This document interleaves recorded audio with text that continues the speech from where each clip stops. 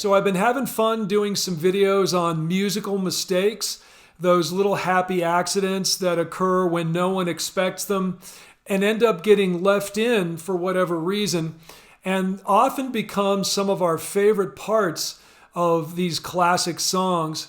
So I'm going to stick with that line today, but going to get a little bit more specific. This video is going to be all about songs that feature out-of-tune instruments, particularly guitars. It's probably not technically correct to refer to these as mistakes. These are professional musicians we're talking about here. There's no doubt that someone in the room realized something was out of tune when they listened to that playback. But for whatever reason, they decided to stick with it. It could have been that the take was so strong otherwise they didn't want to mess with it. Or maybe the out-of-tune element was intentional.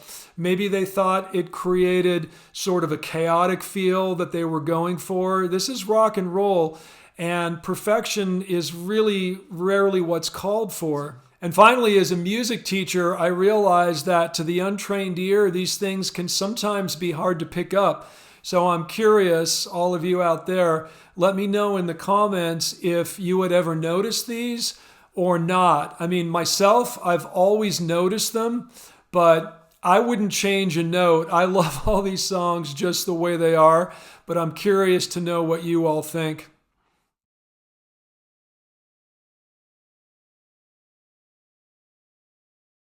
So poking around online to see what people had to say about this one, a lot of people are claiming that the whole recording is tuned up a bit higher than standard. Rather than the typical 440 hertz, maybe something around 447, just a little bit sharp. I don't know. I just tuned my guitar here to standard and played along with the recording, and I didn't really notice that. If it's sharp, it's very, very slight. But what I do notice immediately is that the electric guitar is out of tune with itself and therefore all the other instruments. You'll see lots of people asking, why is Dylan's guitar out of tune on Queen Jane approximately? Well, first of all, it's not Dylan who's out of tune. Dylan is playing acoustic guitar on this. The electric guitar in question was played by Mike Bloomfield, a blues rock legend who sadly passed away very young. But his guitar is the culprit here. It's a real simple chord progression. Here's what it sounds like. I am in tune. F, E minor, D minor, C, F, C. Just a simple descending progression in the key of C, starting on the 4 chord and working its way down. All right, let's take a listen to the recording, and the out-of-tune guitar in question becomes apparent from the very first strum on that F major chord. That first chord, it's like he's just declaring to the world, yeah, I'm out of tune, so what? When your mother sends back See, the organ all sounds fine. invitations, Seems like we really hear it on and that your F chord. father to your sister, he explains Little fills as well. tired of yourself. There's an and A all minor your chord coming up here creations. where it's really noticeable. Right there. Won't you? I think this one is a great example of a couple of things I mentioned in my intro.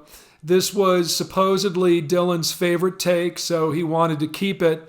And he also just liked the raw, slightly unhinged sound that it lends to the tune. And I agree, I think it perfectly fits that rambling early Dylan style. I saw a great exchange on Reddit that pretty much sums it all up. One guy said, why is that guitar so out of tune? Why didn't they fix it? And someone else came back with a simple response, yeah, why don't we just paint some eyebrows on the Mona Lisa? Just perfect.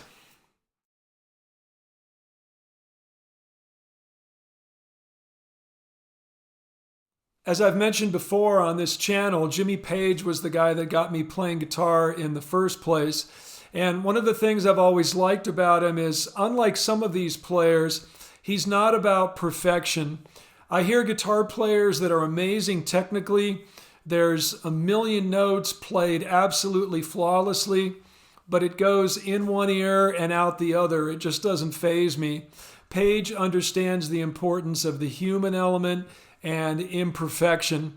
And a great case in point is on the very first Zeppelin album.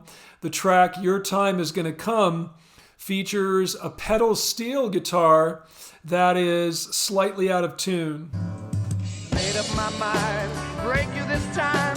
Won't be so kind, it's my turn to cry.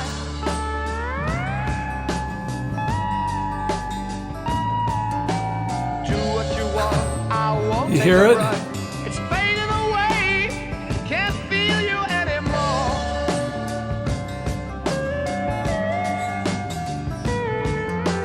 Don't care what you say. So, is it out of tune? Yes. Does it bother me? No. In fact, I think it adds a really haunting and mournful quality to the piece. We should also mention that this was the first time Page had played pedal steel guitar. I remember reading about this way back in 1977 in a great Guitar Player magazine interview with Page. I still have that physical magazine somewhere in a box out in the garage. I couldn't get rid of it because I read it over and over as a kid. But anyway, Page talks about the fact that the pedal steel was out of tune on the first album and he had never played it before. He didn't have a kit to put it together. Keep in mind, a pedal steel is a kind of complicated instrument. It's got generally 10 or 12 strings, lots of moving parts, mechanical levers and things that need to be calibrated just right. As far as I can remember, there are only 2 other tracks in Zeppelin's catalog on which Page plays pedal steel, both on the second side of Zeppelin 3. You've got Tangerine and That's the Way. Let me know if you guys can think of any others. Now, back in that old Guitar Player interview, Page mentioned that the pedal steel was a bit more in tune on the third album, and I think he's correct.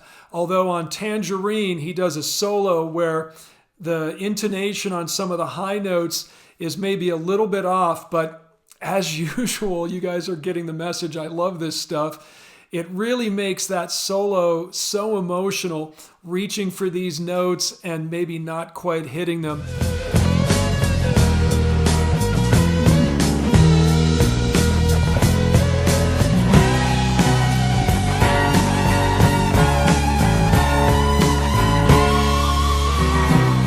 Honestly, I think Page's best pedal steel playing was on That's the Way. He fills the gaps in between Plant's verses, and I think it's just beautiful. My friend, the boy next door.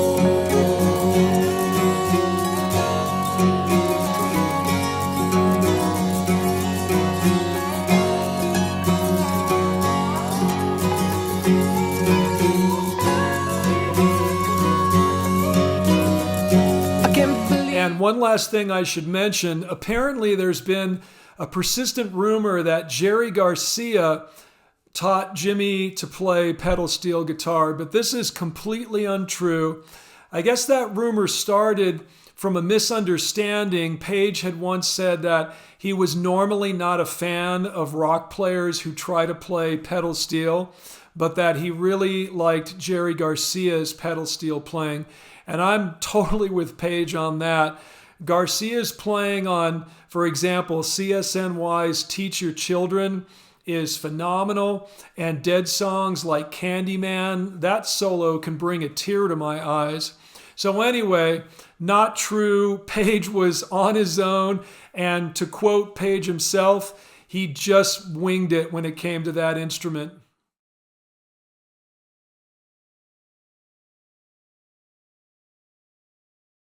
This is probably not one of the more egregious examples. It's mainly noticeable in the song's intro, which is played on a solo 12-string acoustic guitar. Now, guitar players will know those can be a little tricky to keep in tune. I saw a great quote from folk legend Pete Seeger.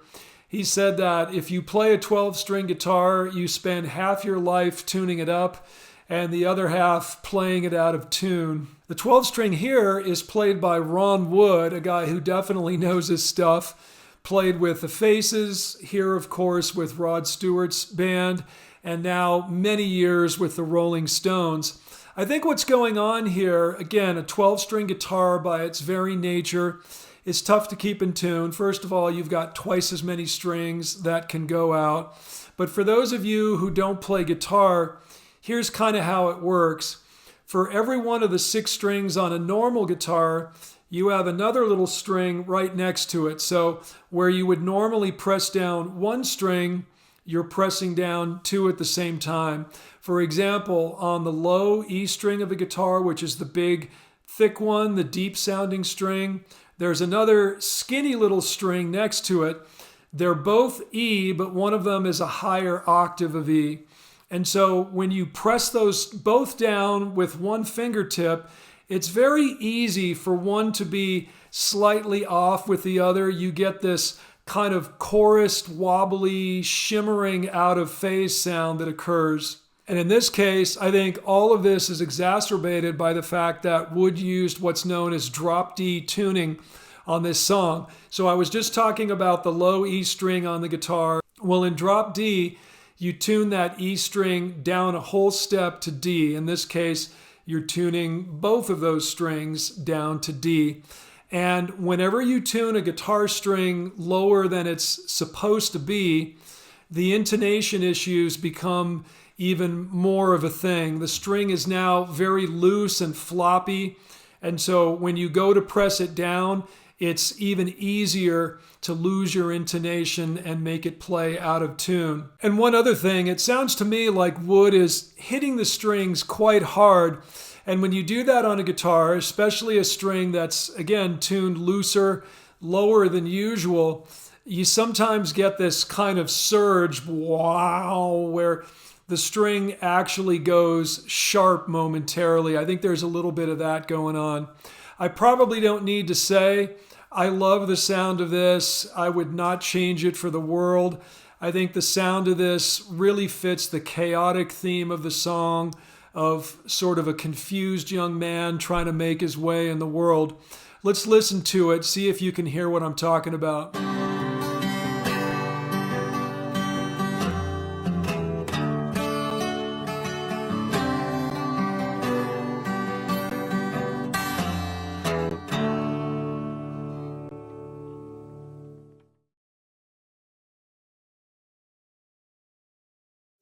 With Ziggy Stardust, we have a case in which we know for a fact that the out-of-tune effect was at least partially intentional.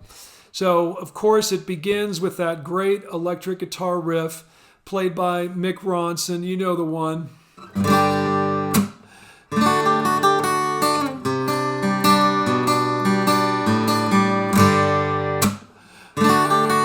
According to producer Ken Scott, this is the way the recording went down. The band tuned by ear to standard pitch. They played the first rhythm track. Ronson played his guitar part. By the way, he achieved that really cool compressed mid-rangey tone by using the old trick of a partially cocked wah pedal. I've always loved the way that sounds. Then they went back and double-tracked the guitar. Ronson played almost the same part, but not quite. They are slightly different.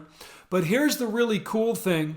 Scott intentionally sped up the tape on that second track.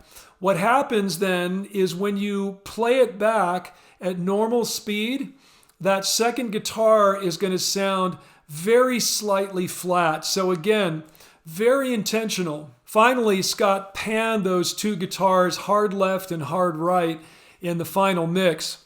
Oh, by the way, you've also got David Bowie himself strumming a 12-string acoustic along in the background, and we've just been through at great length what a 12-string guitar can do. So all of that stuff added together produces the effect that we know and love. Let's check it out.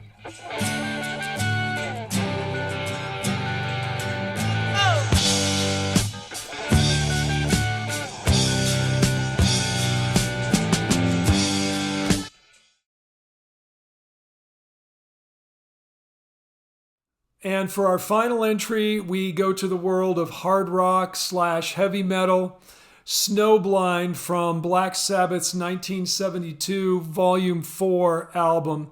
Now, there's a few things going on here. The issue is Tony Iommi's rhythm guitar. We can hear it very clearly in the intro. You're going to hear a series of power chords. Da da na na na, followed by an arpeggio. An arpeggio, for those of you who don't know, is where you sort of play the notes of a chord one at a time, right? His left hand is holding down a chord, and then he picks the notes individually. Now, the third note of this arpeggio is clearly flat. Let's take a listen.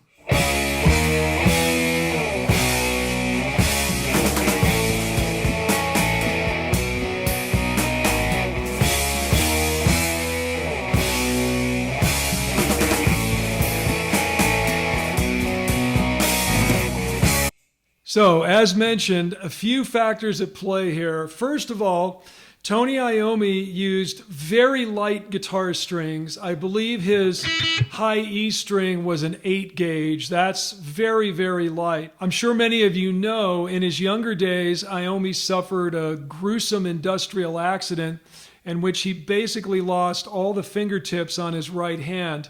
Now, he's a lefty, so his right hand is his fretting hand. I think it's safe to say that most guitarists would have given up at that point. But Iommi responded by creating his own set of prosthetic fingertips. He melted down plastic from detergent bottles, molded it himself to his fingertips, and then glued bits of leather from an old jacket onto the tips to add grip. It's really pretty incredible.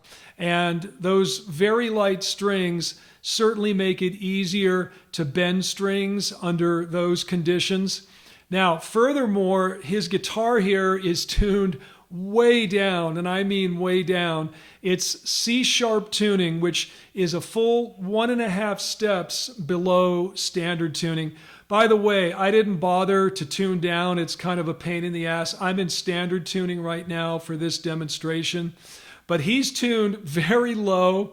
And talk about being ahead of your time. I mean, metal bands do this all the time now. Not a common thing in 1972. At any rate, that low tuning, what does it do? It loosens the strings once again, making them easier to manipulate, but at the same time, also making it much more likely that you're going to lose a bit of intonation when you press these things down. It's really hard to keep in tune when your strings are that floppy. And finally, being that this is a heavy metal thing, Iommi has quite a bit of distortion, gain, overdrive, whatever you want to call it, on his amplifier. And that overdrive, that sort of fuzz, always makes any dissonance much more noticeable. It sort of magnifies it, and we hear it much more than we would if we had a very clean tone on our guitar. So let me try and demonstrate. Again, I'm in standard tuning.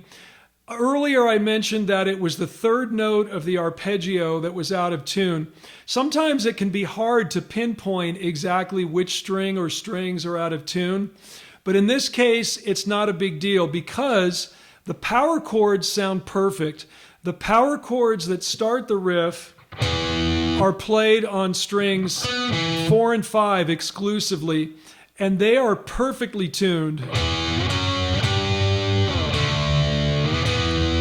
We don't hear anything there. It's not until we get to this that we hear it. Now, I'm pretty much in tune, so you probably didn't hear something that sounded out of tune. But what I'm going to do, let's see if I can just detune my G string a little bit. Just a little bit. And this should give us something closer to what we hear on the recording. Again, the power chords will be untouched. Here we go.